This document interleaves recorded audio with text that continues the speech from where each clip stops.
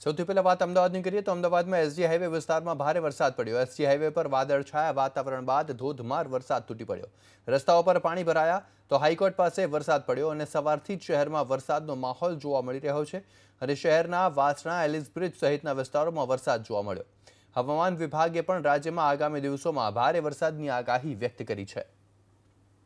એક દિવસના વિરામ બાદ અમદાવાદમાં આજે ફરીથી મેઘરાજાએ પધરામણી કરી છે તો ચાંદખેડા વિસ્તારમાં એક બપોરના સમયે પૂરજોશમાં વરસાદ પડ્યો। ભારે વરસાદના કારણે વાહન ચાલકોએ બપોરના સમયે જ લાઇટ ચાલુ કરી અને વાહન હંકારવાની ફરજ પડી હતી।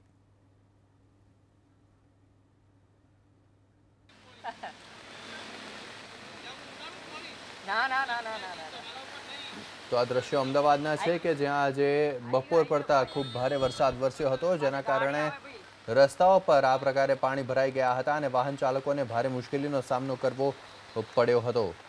દ્રશ્યો અમદાવાદના છે ચાંદખેડા વિસ્તારના કે જ્યાં બપોરના સમયે પૂરજોશમાં વરસાદ વરસ્યો, જેના કારણે રસ્તાઓ પર પાણી ભરાઈ ગયા।